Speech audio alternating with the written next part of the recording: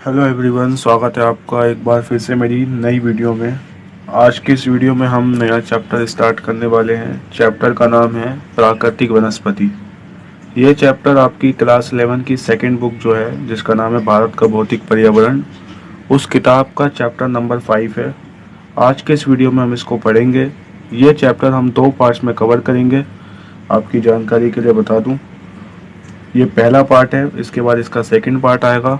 हालांकि ये एक पार्ट में भी, एक वीडियो में भी ख़त्म हो सकता था, लेकिन मैं इसको जो है 2 वीडियो में ख़त्म करूँगा ताकि हम डीपली इस पर चर्चा कर सकें और डीपली इसका कॉन्सेप्ट समझ सकें। ठीक है, तो बिना टाइम वेस्ट किए आज की इस वीडियो को स्टार्ट करते हैं। तो पहला टॉपिक हमारे सामने है, प्राकृतिक वनस्पति किसको कहते हैं। सबसे बेसिक क्वेश्चन यही है, क्योंकि चैप्टर का नाम भी यही है, प्राकृतिक वनस्पति। तो सबसे पहला सवाल हमारे दिमाग में, माइंड में यही पैदा होता है कि प्राकृतिक वनस्पति को डिफाइन कैसे करें, या प्राकृतिक वनस्पति कहते किसको हैं। तो प्राकृतिक वनस्पति से मतलब उस पौधे समुदाय से है जो लंबे समय तक बिना किसी बाहरी हस्तक्षेप के उगता है और इसकी विभिन्न प्रजातियां वहां पाई जाने वाली मिट्टी और जलवायु परिस्थितियों में यथासंभव खुद को ढाल लेती हैं। अब इस प्राकृतिक वनस्पति की डेफिनेशन को थोड़ा समझने की कोशिश करते हैं। देखिए, यानी प्राकृतिक वनस्पति का मतलब पौधा समुदाय, यानी पौधों का समुदाय, पौधों का समूह, यानी बहुत सारे पौधे, बहुत सारे पेड़ पौधे, उनकी बात हो रही है यहाँ पे। ठीक है, और कैसे पौधे, कैसे पौधा समुदाय, कैसा पौधों का समूह जो लंबे समय तक बिना किसी बाहरी हस्तक्षेप के उगता है। यानी ऐसी वनस्पतियां जो अपने आप उग जाती हैं, यानी जिनको उगाने के लिए हमें बीज डालना नहीं पड़ता। भाई होता है ना, अक्सर हम जो है अगर घरों में जो है पौधा लगाते हैं तो उसमें बीज डालते हैं, इन चीज़ों का इस्तेमाल करते हैं। ठीक है, लेकिन कुछ पौधे ऐसे होते हैं जो बिना बीज उगाए उग जाते हैं, यानी प्राकृतिक रूप से वो उग जाते हैं। तो ऐसी वनस्पतियां जो लंबे समय तक बिना किसी बाहरी हस्तक्षेप के उगती हैं, यानी अपने आप ही उग जाती हैं, अपने आप ही उत्पन्न हो जाती हैं, उनको बोला जाता है प्राकृतिक वनस्पति। ठीक है, कुछ वनस्पति ऐसी होती है जो मानव निर्मित होती है, यानी जिनको मानव जो है एक तरीके से मतलब मानव के द्वारा लगाया जाता है। जैसे हम बीज डालते हैं तो उससे जो है वनस्पति उगती है। लेकिन कुछ होती है प्राकृतिक वनस्पति जिनको जो है डालने के लिए एक तरीके से बीज का इस्तेमाल भी नहीं करना होता, वो अपने आप ही उग जाती है। ठीक है, और इसकी विभिन्न प्रजातियां वहां पाई जाने वाली मिट्टी और जलवायु परिस्थितियों में यथासंभव खुद को ढाल लेती है। अब ये देखिए, जहाँ ये वनस्पतियां उगती हैं, जहाँ ये वनस्पतियां उत्पन्न होती हैं, वहाँ का जो एनवायरनमेंट होता है, वहाँ की जो मिट्टी होती है, वहाँ की जो क्लाइमेट होता है, यानी जलवायु जो वहाँ की जो जैसी होती है, उस परिस्थितियों में ये वनस्पतियां अपने आप को ढाल लेती हैं। ठीक है, ऐसी वनस्पतियों को हम क्या बोलेंगे, प्राकृतिक वनस्पति। यानी अगर प्राकृतिक वनस्पति की बात की जाए तो 2-3 बातें उसके अंदर ध्यान रखनी है। पहली बात तो ये वनस्पतियां अपने आप उग जाती हैं, यानी इसमें कोई भी मानव श्रम का स्थान नहीं है, यानी मानव श्रम इसमें लगता नहीं है, ये अपने आप उग जाती हैं। दूसरी बात, ये जो वनस्पतियां होती हैं जहाँ पे ये उगती हैं, वहाँ की मिट्टी और जलवायु से अब ये जो है एक तरीके से संबंध बना लेती है और जो है वहीं पे अपने आप को ढाल लेती है। ठीक है, इसे बोला जाता है प्राकृतिक वनस्पति। अब कुछ और पॉइंट्स भी दे रखे हैं आपकी किताब में, उनको भी एक बार नजर दौड़ा लेते हैं उस पर। जरा एक पॉइंट है हमारे पास कि हिमालय पर्वतों पर शीतोष्ण कटिबंधीय वनस्पति उगती है। ठीक है, ये कई बार 1 नंबर में पूछ लिया जाता है एग्जाम में कि हिमालय पर्वतों पर कौन सी वनस्पति उगती है, तो शीतोष्ण कटिबंधीय वनस्पति उगती है। ठीक है, दूसरा पॉइंट है पश्चिमी घाट। पश्चिमी घाट आपने देखा है, जो हमारा भारत का दक्षिण भारत है जो हमारा है, उसके पश्चिम में, जो पश्चिम में एक घाट है उसको बोला जाता है पश्चिमी घाट। एक पूर्व में घाट है उसको बोला जाता है पूर्वी घाट। तो जो पश्चिमी घाट है और अंडमान और निकोबार द्वीप समूह है, वहाँ पे क्या है, उष्ण कटिबंधीय वर्षा वन पाए जाते हैं। कौन से वन, उष्ण कटिबंधीय वर्षा वन। ठीक है, ये एक तरीके का टाइप है। अभी वनों के प्रकार में हम इस चीज़ों को समझेंगे कि उष्ण कटिबंधीय वर्षा वन किसको कहते हैं, शीतोष्ण कटिबंधीय वनस्पति कैसे कहते हैं, सारी चीज़ें पढ़ेंगे, बेफिक्र रहिए। अभी एक कॉन्सेप्ट, एक फैक्ट लेके जाइए बस यहाँ से कि पश्चिमी घाट और अंडमान और निकोबार द्वीप समूह में उष्ण कटिबंधीय वर्षावन पाए जाते हैं। क्लियर है इतनी बात। आगे पॉइंट देखिए क्या लिखा हुआ है, मिट्टी और जलवायु में विभिन्नता के कारण भारत में वनस्पति में क्षेत्रीय विभिन्नता पाई जाती है। ये बहुत ही इंपॉर्टेंट कॉन्सेप्ट है, मैं समझता हूँ। आगे के कॉन्सेप्ट क्लियर कर दिए इस लाइन ने। इस लाइन में क्या लिखा हुआ है कि भाई मिट्टी और जलवायु में विभिन्नता के कारण, यानी क्योंकि भारत में मिट्टी का आपने पढ़ी होगी कई सारी होती है मिट्टी, ठीक है, भारत में कई प्रकार की मिट्टियाँ पाई जाती हैं।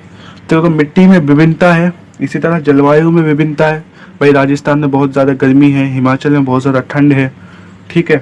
तो जलवायु में विभिन्नता के कारण, मिट्टी में विभिन्नता के कारण क्या है, वनस्पति में भी क्षेत्रीय विभिन्नता पाई जाती है, यानी वनस्पति में भी एक तरीके से क्षेत्रीय तौर पर विभिन्नता पाई जाती है। राजस्थान में कोई और सी वनस्पति आपको दिखेगी, इसी तरह हिमालय के क्षेत्र में आपको कोई अलग तरीके की वनस्पति दिखेगी, दिल्ली एरिया में, यूपी एरिया में कोई और तरह की, या पहाड़ी इलाकों में कई अलग तरह की वनस्पति आपको देखने को मिलेगी। तो ये क्यों मिलती है अलग अलग तरह की वनस्पति, एक सी वनस्पति क्यों नहीं दिखती है हमें? बिकॉज हमारे जो जलवायु है उसमें विभिन्नता है और साथ ही साथ मिट्टी में भी विभिन्नता मौजूद है, ठीक है। तो इसी वजह से जो है वनों में जो है विभिन्नता है, और इसी वजह से हमें वनों के प्रकार भी पढ़ने पड़ेंगे। अब अगला टॉपिक हमारे पास है वनों के प्रकार, यानी वन कितने प्रकार के हैं, भारत की बात हो रही है यहाँ पे। तो वन बेसिकली भारत में 5 तरह के पाए जाते हैं, 5 प्रकार के। एक होते हैं उष्णकटिबंधीय सदाबहार और अर्ध सदाबहार वन, दूसरे उष्णकटिबंधीय पर्णपाती वन, तीसरा उष्णकटिबंधीय कांटेदार वन, चौथा पर्वतीय वन और पांचवा वेलांचली और अनूप वन। ये 5 तरह के हमारे पास क्या है, वन पाए जाते हैं। एक एक करके थोड़ा बहुत इनको पढ़ते हैं, बहुत ही आसान है, ठीक है, ज़्यादा मुश्किल है नहीं इनको समझना, तो आसानी से समझेंगे इनको और इजी लैंग्वेज में समझेंगे। जैसे पहला है हमारे पास उष्णकटिबंधीय सदाबहार और अर्ध सदाबहार वन। अब ये वन कैसे होते हैं, क्या इनकी विशेषता होती है, आइए इनको समझते हैं। जैसे ये लिखा हुआ है यहाँ पे कि ये वन पश्चिमी घाट की पश्चिमी ढाल पर, अच्छा ये वन कहाँ पाए जाते हैं ये बताया जा रहा है अभी, कि ये वन पश्चिमी घाट की पश्चिमी ढाल पर, उत्तर पूर्वी क्षेत्र की पहाड़ियों पर, अंडमान और निकोबार द्वीप समूह में पाए जाते हैं। भाई कहाँ कहाँ पाए जाते हैं ये चीज़ ध्यान रखना। आपको भारत का मैप याद है अच्छी तरीके से, तो आपको बहुत आसानी से इसको याद हो जाएगा। क्या कहा इसने कि भाई ये वन कहाँ पाए जाते हैं, एक तो पश्चिमी घाट की पश्चिमी ढाल पर। भाई जो पश्चिमी घाट मैंने अभी आपको बताया दक्षिण भारत में जो है, तो जो वो पश्चिमी घाट है ना, उसमें एक पश्चिमी ढाल जो है हमारा, एक तो पूर्वी ढाल है उसी में, एक पश्चिमी ढाल है, तो जो पश्चिमी ढाल है वहाँ पे ये पाए जाते हैं। इसके अलावा उत्तर पूर्वी जो 7 सिस्टर्स वाला इलाका हमारे पास है, उत्तर पूर्वी जो इलाका है भारत का, उस उत्तर पूर्वी क्षेत्र की जो पहाड़ियाँ हैं, ठीक है, बहुत सारी पहाड़ियाँ वहाँ पे हैं, तो वहाँ की पहाड़ियों पर भी ये वन पाए जाते हैं। इसके अलावा अंडमान और निकोबार द्वीप समूह है जो हमारा केंद्र शासित प्रदेश है, वहाँ पे भी ये वन पाए जाते हैं। क्लियर है इतनी बात? अगला पॉइंट समझो, ये उन उष्ण और आर्द्र प्रदेशों में पाए जाते हैं जहाँ वार्षिक वर्षा 200 सेंटीमीटर से अधिक होती है और औसत वार्षिक तापमान 22 डिग्री सेल्सियस से अधिक रहता है। अब यहाँ पे एक और बात हमें बता दी कि भाई ये वन कहाँ पाए जाएंगे, इसकी विशेषता इन्होंने बता दी कि ऐसे वन वहाँ पाए जाते हैं, उष्णकटिबंधीय सदाबहार और अर्ध सदाबहार वन, ऐसे वन वहाँ पाए जाते हैं जहाँ का तापमान कितना हो, वार्षिक यानी साल में लगभग 22 डिग्री सेल्सियस रहता हो, ठीक है, या 22 डिग्री सेल्सियस से अधिक रहता है, ठीक है, और जहाँ पे वर्षा जो है 200 सेंटीमीटर से अधिक होती हो, जहाँ पे वर्षा 200 सेंटीमीटर से अधिक होती हो, ये वन वहाँ पाए जाते हैं, ठीक है, इतनी बात क्लियर। इसके अलावा एक और पॉइंट यहाँ पे है कि उष्णकटिबंधीय वन सघन और परतों वाले होते हैं। सघन यानी कि घने, भाई बहुत आपने देखा होगा घने जंगल होते हैं, तो घने जंगल जो है इन्हीं को बोला जाता है उष्णकटिबंधीय सदाबहार वन को। ये जो एक वन है, जंगल है, ये घने होते हैं। इसके अलावा ये परतों वाले होते हैं। परत का मतलब क्या होता है, यानी अगर इनको हम दूर से देखेंगे ना तो ऐसा लगता है कि एक के ऊपर एक पेड़ है, जैसे एक पेड़ छोटा है, फिर उसके ऊपर एक और बड़ा पेड़, फिर और दूर जाएंगे तो और बड़ा पेड़, फिर और दूर जाएंगे तो और बड़ा पेड़, यानी अगर देखा जाता है तो इनको एक ऐसा लगता है जब परतनुमा, परत की तरह दिखता है, ठीक है, तो परतों वाले होते हैं, ठीक है। यहाँ पे इसको एक्सप्लेन भी कर रखा है कि परतों वाले कैसे होते हैं, कि जहाँ भूमि के नज़दीक झाड़ियाँ होती हैं, ठीक है, बेलें होती हैं, और उनके ऊपर फिर जो है छोटे कद वाले पेड़ होते हैं, फिर सबसे ऊपर लंबे पेड़ होते हैं, ठीक है, तो यानी एक परत दिखती है हमें। इसके अलावा जो मोस्ट इम्पोर्टेंट चीज़ है और बहुत आसान है कि इन वनों में जो पेड़ होते हैं, वृक्ष होते हैं, उनकी लंबाई 7 मीटर या उससे अधिक होती है, 7 मीटर या उससे भी अधिक हो सकती है, ठीक है, इनकी लंबाई पेड़ों की, ठीक है।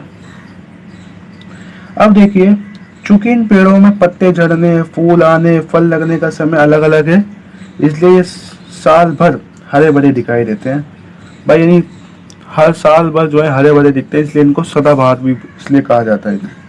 ठीक है, अब इसमें देखिए कौन कौन सी, इन वनों में कौन कौन सी मुख्य पेड़ों की जातियां पाई जाती हैं, जैसे रोजवुड, महोगनी, एनी और एबनी। ठीक है, ये टाइप हो गया हमारा सदाबहार वन का पहला टाइप। अच्छा, ये अभी तक हम बात कर रहे थे सदाबहार वन की, यानी जो अभी हम कह रहे थे ना उष्णकटिबंधीय सदाबहार वन और अर्ध सदाबहार वन, तो उसका हमने सदाबहार वन पढ़ लिया। अब आता है अर्ध सदाबहार वन। अभी अर्ध सदाबहार वन क्या है, ये भी इसी का हिस्सा है।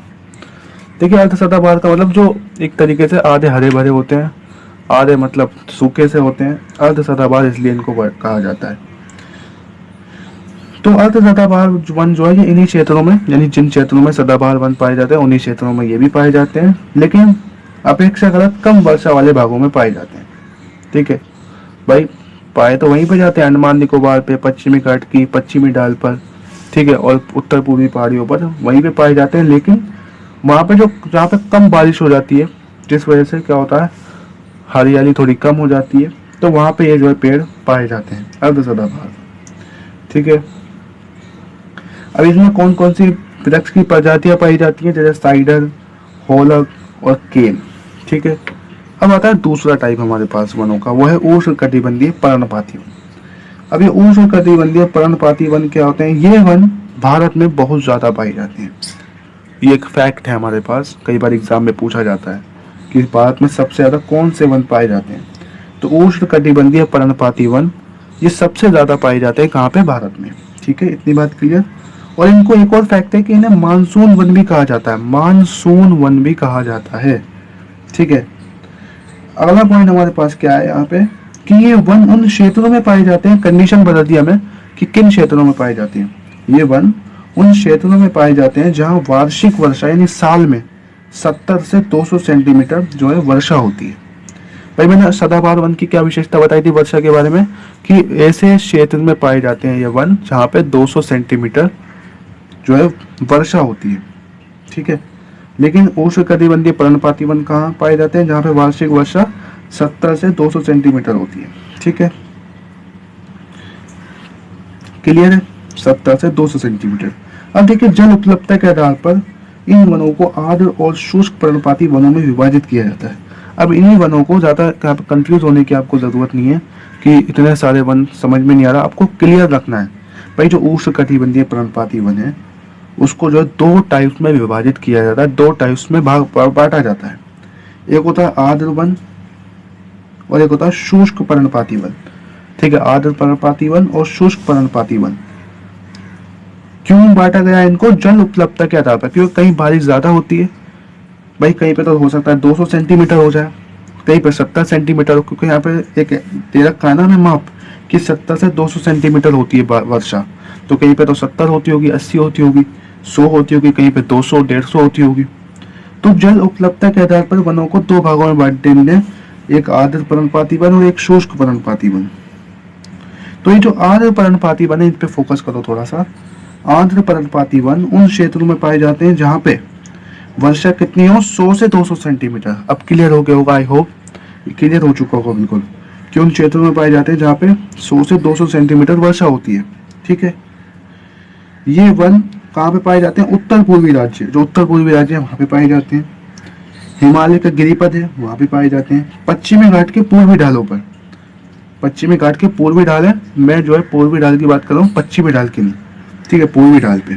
ठीक है, और ओडिशा में ये पाई जाती हैं। क्लियर। अच्छा, कौन कौन सी प्रजातियां इसमें वृक्षों की पाई जाती हैं, जैसे सागवान, साल, शीशम, महुआ, आंवला, सेमल, कुसुम, चंदन, इन सारे पेड़, ये सारे पेड़ जो है इन आर्द्र पर्णपाती वन में पाए जाते हैं। अब आता है शुष्क पर्णपाती वन। ठीक है, अब ये जो वन है ये कहाँ पाए जाते हैं, जहाँ पे वर्षा 70 से 100 सेंटीमीटर होती है। ठीक, आई होप बिल्कुल क्लियर हो चुका है आपको दोनों का क्यों हमने जो इन्हें बांटा है, आपको समझ में आ गया होगा। तो 70 से 100 सेंटीमीटर जहाँ पे बारिश होगी वहां पे शुष्क पर्णपाती वन पाए जाते हैं। ठीक है, इसके अलावा ये वन जो है प्रायद्वीप में अधिक वर्षा वाले भागों उत्तर प्रदेश और बिहार के मैदानी भागों में पाए जाते हैं। ठीक है, अब इनमें कौन कौन से वनों में कौन कौन से मुख्य पेड़ पाए जाते हैं वो समझो। जैसे तेंदू, पलास, अमलतास, बेल, खेर, अक्सरवुड, ये सारे पेड़ यहाँ पे इन जंगलों में पाए जाते हैं। अब आते हैं उष्णकटिबंधीय कांटेदार वन। उष्णकटिबंधीय कांटेदार वन, अब इनको समझते हैं। देखिए, उष्णकटिबंधीय कांटेदार वन उन भागों में पाए जाते हैं जहां वर्षा 50 सेंटीमीटर से भी कम होती है। भाई क्लियर है ना ये बात? तो जहाँ पे यानी बारिश बहुत कम होती हो, वहां पे सिंपल है कि कौन से पेड़ पाए जाएंगे, कांटेदार वन पाए जाएंगे, कांटेदार जो वन होंगे वो पाए जाएंगे। ठीक है, दूसरा पॉइंट है, इन वनों में कई प्रकार की घास हो गई, झाड़ियां हो गई, कांटेदार झाड़ियां वो शामिल हैं। अब ये वन कहाँ पाए जाते हैं? पंजाब, हरियाणा, राजस्थान मोस्टली, गुजरात, मध्य प्रदेश, उत्तर प्रदेश। ठीक है, वहाँ पे ये जो है पाए जाते हैं। और इन वनों में जो पौधे होते हैं वो लगभग पूरे वर्ष पर्णरहित होते हैं, यानी उनके अंदर पत्ते नहीं होते, बिल्कुल नंगे पेड़ होते हैं वो। ठीक है, और एकदम झाड़ियाँ जैसे लगते हैं वो। अब वो बिल्कुल पत्ते उनके अंदर क्यों नहीं होते, पर्णरहित क्यों होते हैं? बिकॉज वहाँ पे बारिश कम होती है। भाई पेड़ों के लिए बारिश जरूरी है ना। भाई वहाँ पे बारिश ही 50 सेंटीमीटर से कम हो रही है, जो आई थिंक बिल्कुल एक तरीके से पूरी कंप्लीटली नहीं है, ज़रूरत उनकी पूरी नहीं होती पेड़ों की। तो इसी वजह से उन वो जो है उनके अंदर पत्ते नहीं रहते। ठीक है, और इसमें कौन कौन से पेड़ शामिल हैं? जैसे बबूल, बेर, खजूर, खेर, नीम, खेजड़ी, पलास, ये सारे वन इसके अंदर आते हैं। ठीक है, अब आते हैं पर्वतीय वन। भाई नाम से क्लियर हो रहा है पर्वतीय वन कहाँ पाए जाएंगे। पर्वतीय वन जो है पर्वतों में पाए जाएंगे। तो पर्वतीय क्षेत्रों में, जो पर्वतीय क्षेत्र में ऊंचाई के साथ तापमान घटने के साथ साथ प्राकृतिक वनस्पति में भी बदलाव आता है, और इन वनों को दो भागों में बांटा जाता है। अब ये जो पर्वतीय वन है इनको दो भागों में बांटा जाता है, एक होते हैं उत्तरी पर्वतीय वन, एक होते हैं दक्षिणी पर्वतीय वन। ठीक है, तो एक एक करके दोनों को हम पढ़ेंगे।